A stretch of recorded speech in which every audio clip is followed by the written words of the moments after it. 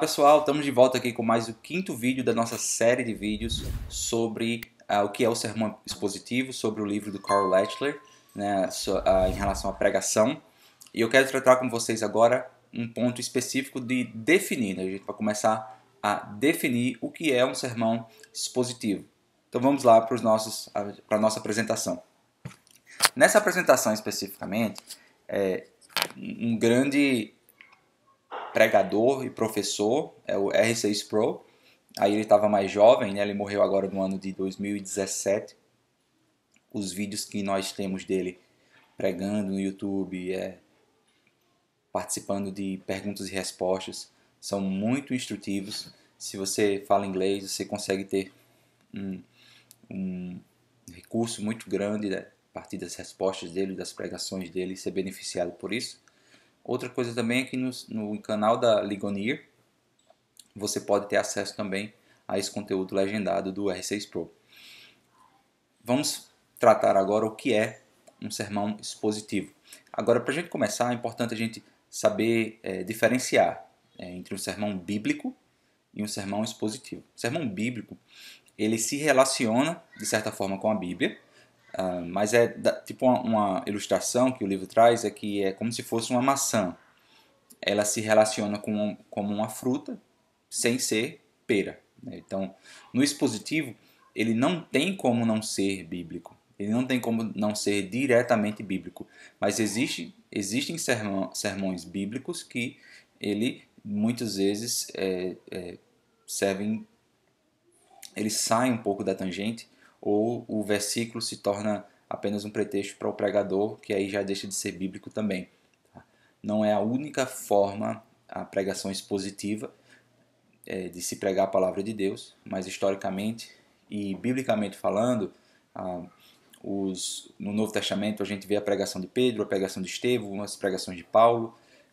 Todas elas têm uma estrutura expositiva. Eles estão pegando o que as interpretações do Antigo Testamento e aplicando para o novo e para a nova aliança que nós temos em Jesus. Tá? No sermão expositivo, existe uma explanação do texto. A gente, né, aplana o texto. A gente coloca... eles têm um objetivo de explicar também o texto e aplicar nas nossas vidas. Tá? Então, eles revelam aos ouvintes as verdades que estão sendo ouvidas pelas vestimentas culturais e teológicas. Então, na verdade, é uma proclamação bíblica. A gente vê o texto lá de Esdras e Neemias na história da reconstrução dos muros, como Esdras proclamava a palavra de Deus e ensinava o povo ouvia. Então, nessa ideia do sermão expositivo, a ideia é que não é um comentário contínuo. Tá? Então, alguns chamam de uma forma de pregação de lexo contínuo.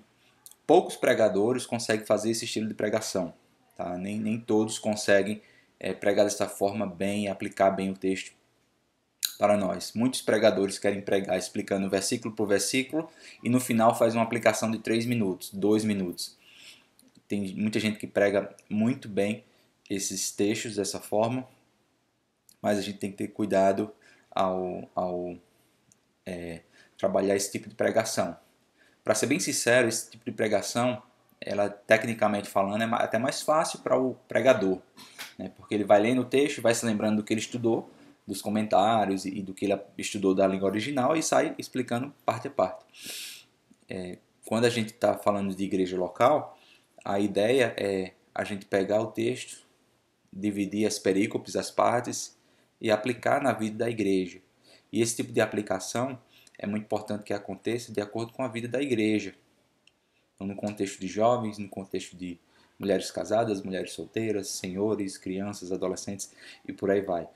Então, o pastor, né, o arauto do Senhor, que for fiel nessa pregação, ele vai trabalhando de acordo com a necessidade da sua igreja local, aplicações, mas que sejam aplicações do que o texto está falando e não da sua cabeça. Então, é uma proclamação bíblica, tá? O sermão expositivo não é fazer uma exegese do texto, não é uma exegese, é você explicar o que cada texto diz ponto a ponto, né, de cada palavra em relação ao contexto dele. Você fazer uma exegese e levar para o púlpito isso, tá? mas sim uma preparação dessa exegese e levar para o púlpito o sermão é o que é produzido dela. Então é o suco, né, dessa preparação toda, digamos assim. Então tem que ter muito cuidado para que o pregador ele faça a exegese do texto antes, faça o estudo do texto antes, mas que ele traga as aplicações disso para a vida da igreja. Então a definição que o livro traz sobre o que é o sermão expositivo, ele diz que ele explica a verdade central, de modo de torná-la aplicável à vida e ao contexto do ouvinte. Então esse deve ser o resultado de um confronto direto com a passagem.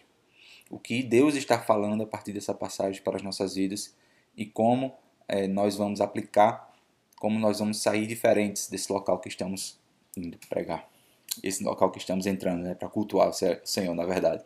Então, a pessoa que vai ouvir a palavra sendo pregada dispositivamente, ele vai e recebe isso e aplica na sua vida hoje. Então, o arauto, o pregador, né, deve ser um amigo leal do sermão expositivo.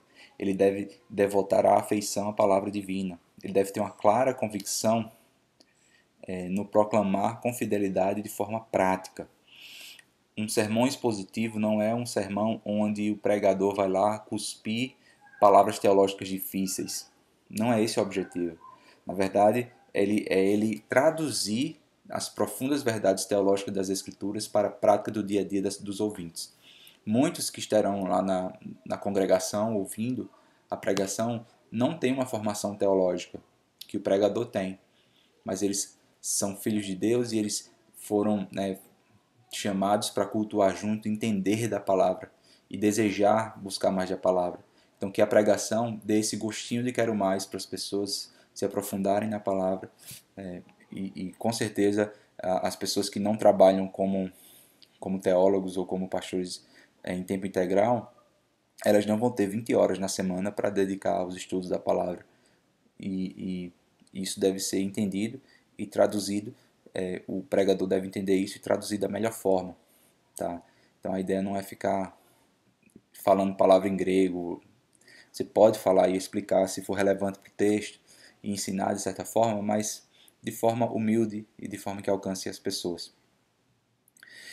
Então, o sermão expositivo ele não é um esboço tópico, por quê? Porque esses esboços tópicos tendem a ser mais descritivos do que pastorais. Ele tem um uso talentoso das palavras, mas sem prática. Ele extrai o esboço e o conteúdo a partir das habilidades do pregador. Então, na melhor das hipóteses, é um discurso bíblico apenas. Na pior, é uma opinião pessoal e tendenciosa sobre religião. Muitos realizam isso, tá? Um esboço tópico. Ele pega um versículo como um pretexto, na verdade, do que ele quer falar lá do que ele acredita, né? Então, uma igreja que está sendo exposta constantemente às verdades da palavra através de forma expositiva, ela tem um ouvido que ela não consegue ficar mais ouvindo as opiniões de um pregador. Ela quer ouvir mais da palavra. Ela vai dizer, sim, mas eu estou entendendo isso aí, mas e a palavra? O que é que a palavra diz? Por que você não está explicando o texto? Por que você, sabe, isso incomoda? E tomara, né, que a igreja tenha cada vez mais essa atitude. Quando Lutero trouxe, né, a tradução da palavra para o alemão, ele não estava na Reforma Protestante. Lutero não descobriu a Bíblia. Ele pegou os princípios da Bíblia, a Bíblia que transformou a vida dele. E o que ele queria com a tradução para o alemão é que as pessoas tivessem justamente isso. Essa habilidade de dizer, ó, eu quero que você pregue que está aqui. Ó. Então ela coloca o pregador no canto da parede, no sentido de que você prega a palavra. Tá? É a palavra que deve ser pregada. Um sermão textual, existem casos que se utilizam do texto como pretexto, já expliquei essa parte, né? O texto é uma introdução, o texto é a introdução da introdução, né? Então ele quer usar lá para fazer isso aí. Eu estou falando de casos onde o sermão textual ele não é bem aplicado, tá?